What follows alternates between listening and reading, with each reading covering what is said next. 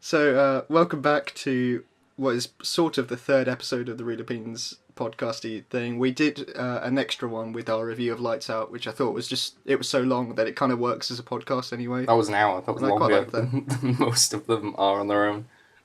Yeah.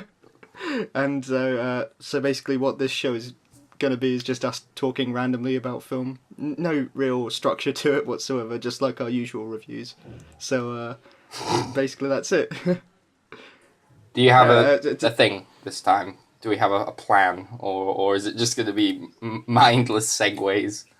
I have one thing that I wanted to talk Okay. about from I saved it ages ago in the similar. It's kind of a continuation of the first episode that we did. All right. And Okay. it's another thing about Warner Brothers, but I'll see if I saved it somewhere. But basically, yes, I did. So this is an article that popped up for me, which is that Warner Brothers has been taking down its own sites for copyright. Really? Yeah. That's I'm like a surprised you didn't parody. hear- That's like a ClickHole article. That's like it doesn't sound real. It sounds like a joke. It's an article where it goes through and it's what was sent to Google by Warner Brothers asking them to take it down. And so what Warner Brothers I'll scroll through, but Warner Brothers asked for them to take down the Amazon page selling the Dark Knight DVD. A few other pages where they're just reviews, and then at the bottom it's warnerbrothers.com/Dark Knight. What? They asked Google to take down their own website, and they did the exact same for Matrix, where they wanted to take down warnerbrothers.com/Matrix. The Lucky One.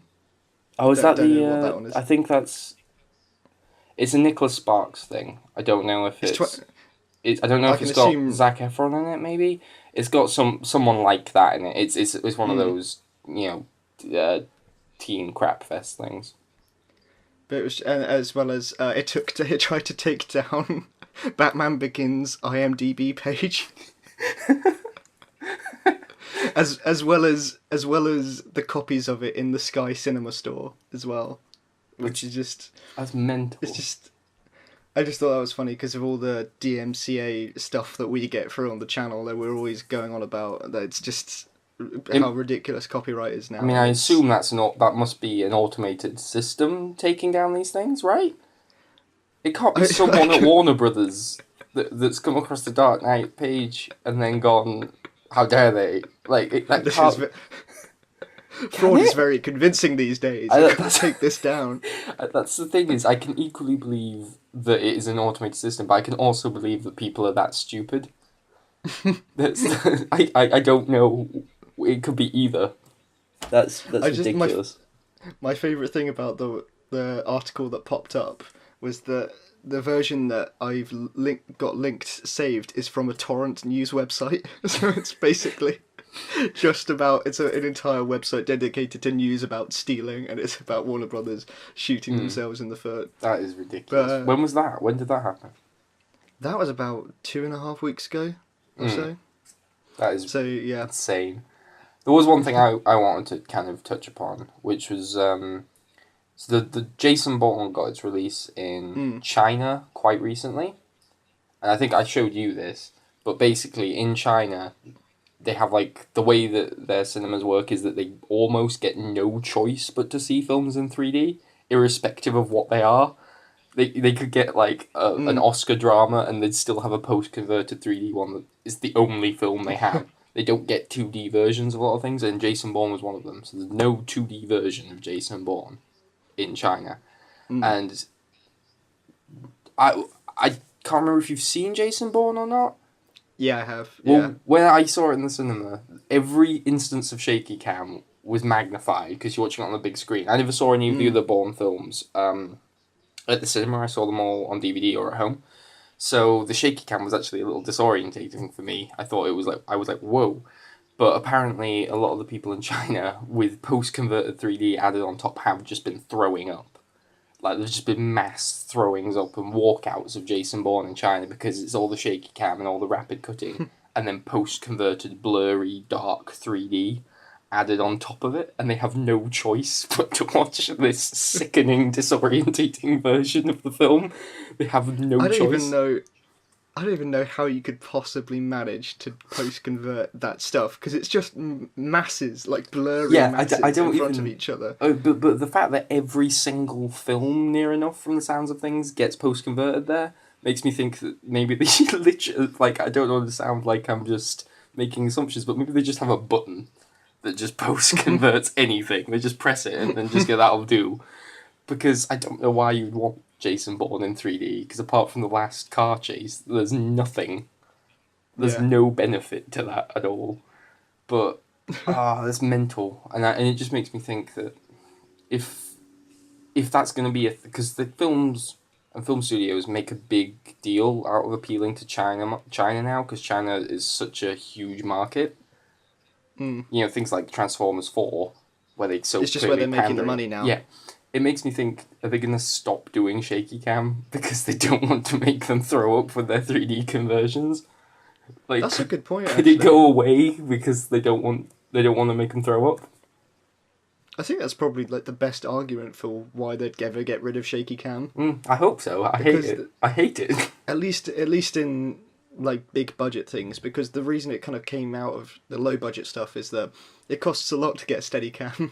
Yeah. And it's just easier to do shaky cam, and it kind of came out of all that Blair Witch, I suppose. Well, there was shaky cam before that for like The shaky war cam films that and stuff like that.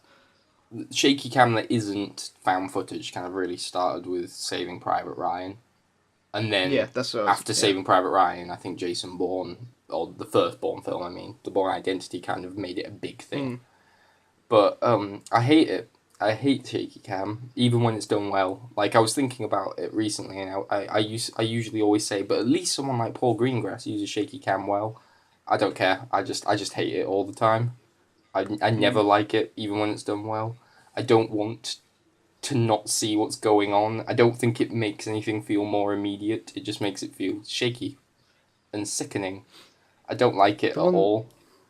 The ones that I have a real bother with are the ones where they've added it in post as well. That really bothers me. So the classic example that everyone kind of points to is like the first big example of that being done in post is Mission Impossible 3, J.J. Abrams. Right. So a lot of those, it's like there's a scene where he's like getting shot at on a bridge, and like there's explosions, and all of the camera movement by explosions, because the idea was that it gets you. It's kind of similar to how I watched a thing recently on how in Saving Private Ryan, Spielberg watched lots of war videos from the D-Day landings. Yeah, like real ones. Yeah. And so the thing that kind of struck him in how he wanted to film the scenes is that one, all the cameras are really low to the ground, which is just because they're holding the cameras low to the ground. But with every explosion, the camera moves with the explosion, like because of the shockwave. And so that is what got put into Saving Private Ryan. But then it goes into Mission Impossible 3, except it's all faked. So when this fake CGI, when this fake CGI explosion goes off, the fake CGI camera moves, and so it's kind of on its like one element or the other element would be fine, but when you put them together, it kind of become like uncanny. And one film that did it recently actually was didn't really get a lot of focus was Deadpool. That was all shot.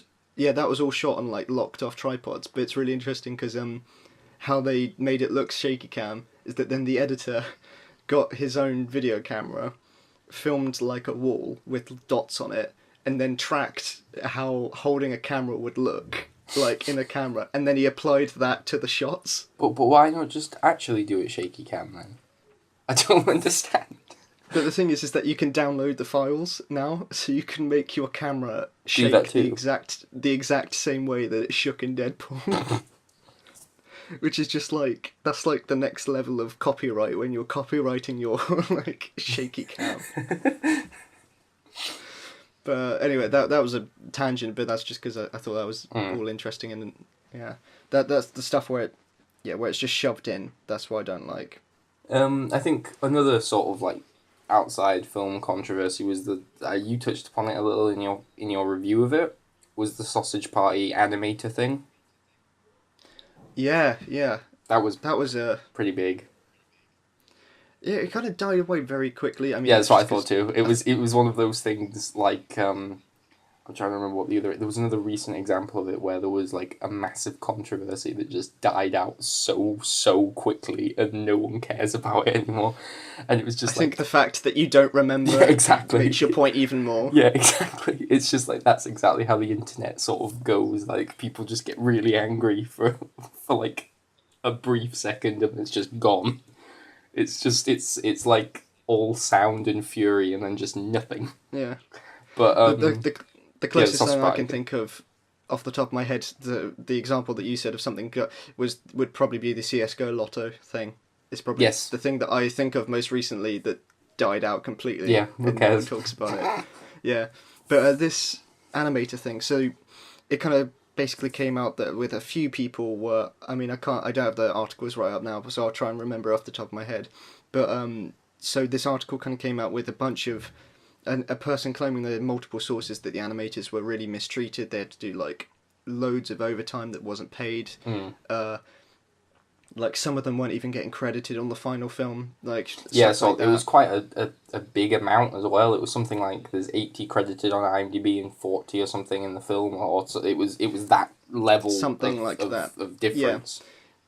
And so there were multiple things about that though. In that, so one thing was, so some people were saying that. Well, for one, the article said multiple sources, which they didn't confirm any sources, literally any, Yeah. which, again, as I said in the review, it's kind of like you don't know if they're trying to protect their jobs or if they're just lying about the numbers. Yes. Either way, it's so easy to do either way now. But there's also stuff that's come out in defense of the studios, in that with these small animation studios, I mean, if you're at Disney, Leica, all of that, you've kind of got a bit of more stability, but people are constantly, with the smaller companies that do TV and the odd fit, like if they're very very lucky a film, the animators are constantly jumping between projects, and so apparently, according to one thing that I read, is that another person said that another company was starting another production, and they started kind of sharking off employees of this place to come to a new project where they were getting higher pay. So apparently Okay. a bunch of people kind of cut off their contracts and went to this newer place for a better contract, and because of that, their work is not recognised in the final film. Which is Okay. why, according to some people, some people worked on the film but they didn't get credited in the official credits. And that's what from what I remember, that's what the film's official editor said on Twitter. Although looking at Okay. him, he seemed like a very angry man, so I don't know if he was just very defensive.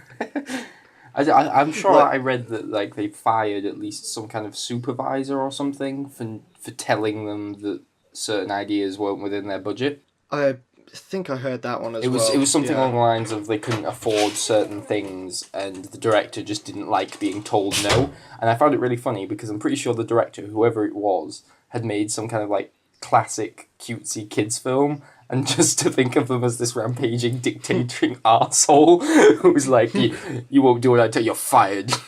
Get out of my company. You'll work overtime, and then going off to make Shrek or something. Yeah, no. It was. I think it was. It put me off seeing the film. I haven't seen it yet, but it just. I don't really want to support something that did that. Yeah, it's a thing where it's like part of me.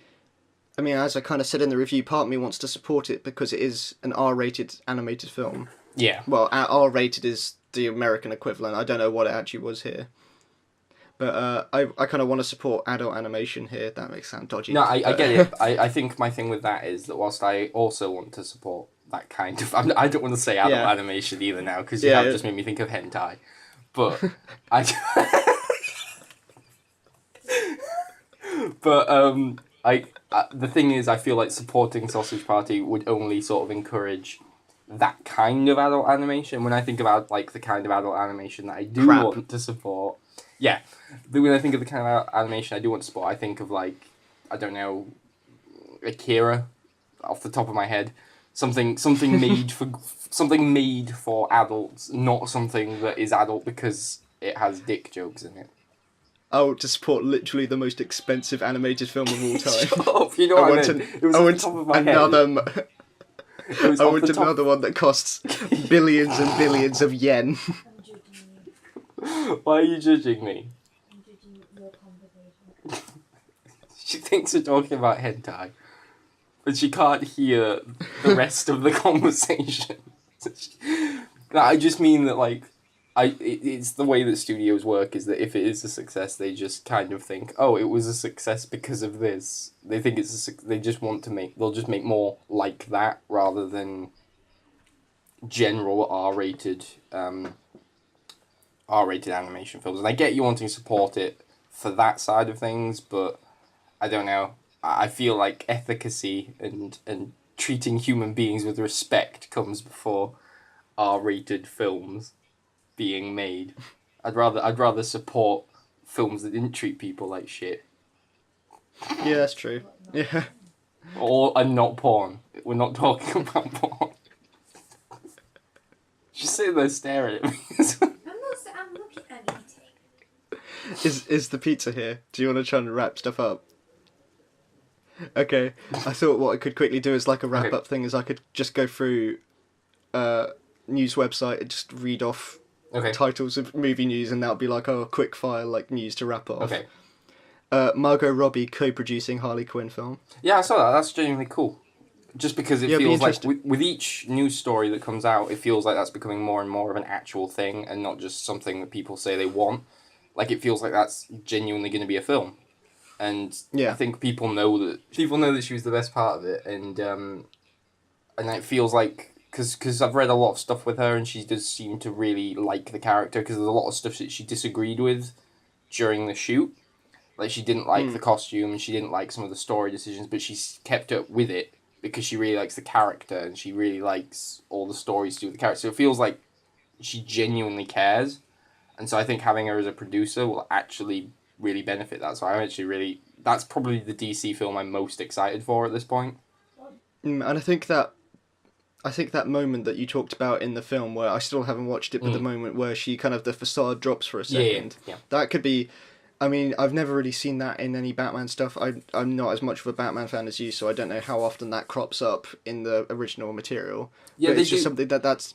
She is always a fascinating character to have in there, well, as most Batman villains are, like the good ones. But she's like one of the best sidekicks to a villain. Oh, yeah, as well. Yeah, well, both apply. So. Yeah, no, well, in the like, because eventually in the comic book she sort of like gets over him, but then it becomes like that's almost the more interesting part afterwards, because she's like deeply kind of scarred by the whole thing and is sort of like trying to move on but can't. And that stuff's, like, even more dark in some places, and that stuff's genuinely really interesting, and it would be quite cool to have that side of things as well. There's a lot of stuff you can do with the character, and even if they just did the whole origin story that they kind of skim over in the film, I'd be happy for that, because the origin story is really good. Yeah. So, yeah. She is just an interesting character. She is. She's started out as basically just a one-off henchman, female Joker, and sort of became, in some ways, more interesting than him. She's more of a character, less of a caricature. Yeah. Mad Max Fury Road black and white version announced, although I feel like that comes out every month. Yeah, I still don't care. I just... one of the things I really like about Mad Max Fury Road is that it's so colourful and vibrant. And I know that George Miller keeps saying that it's how he wanted it and it's how he intended it, and that's fine. It's just not how I want it. I want it bright and colourful and fun. I don't want it black and white. Yeah, I mean, I think that it's right in that he did say that there are two ways you could do it: either make it very colourful or very high contrast black and white. But I definitely believe that the colourful's better. Yeah. I'm sure. Like, I probably would see it, but I'm very. Let's put it this way: I'm very glad that the version that initially came out was the version that initially came out. Cool.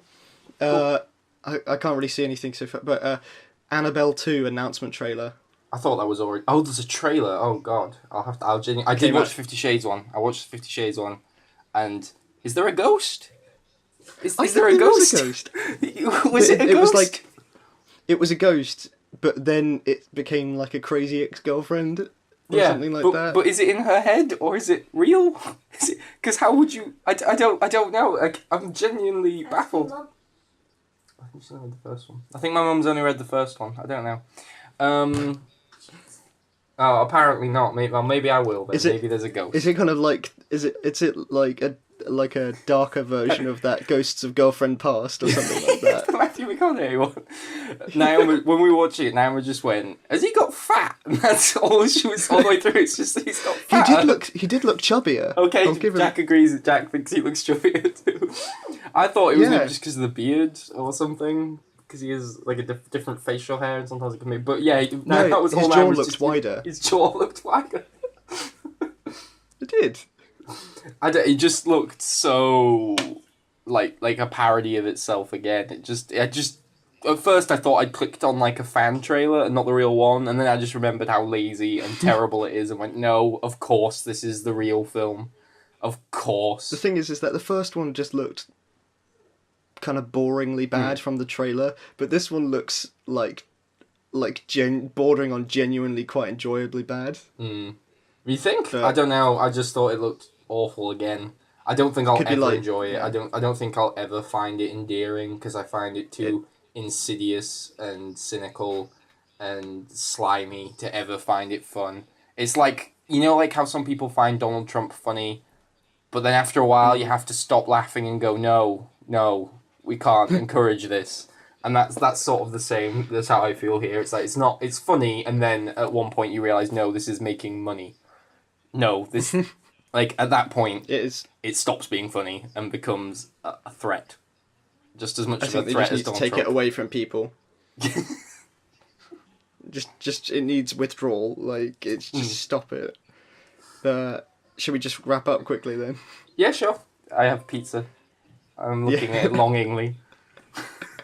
I'm surprised halfway through this when you were just like, there's a Harley Quinn movie on the way. I wasn't going, yeah, it's pizza. It's delicious pizza.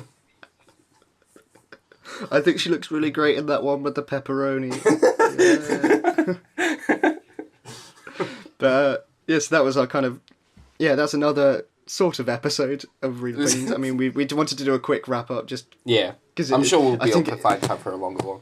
If it's something that you stop doing, I think it's something easily that you could just completely You mean like our hit doing. series, Don't Defend That Movie? 2 episodes. We filmed 3. We filmed 4, I think. That might be true. But yeah, so we're trying to do these whenever we can. But I mean, we've only had 1 week off, I suppose, so it wasn't that bad. And it's a quick wrap up. Yeah. But anyway, we're on YouTube, Real Opinions. Watch us there, maybe. Cool. Okay. Bye.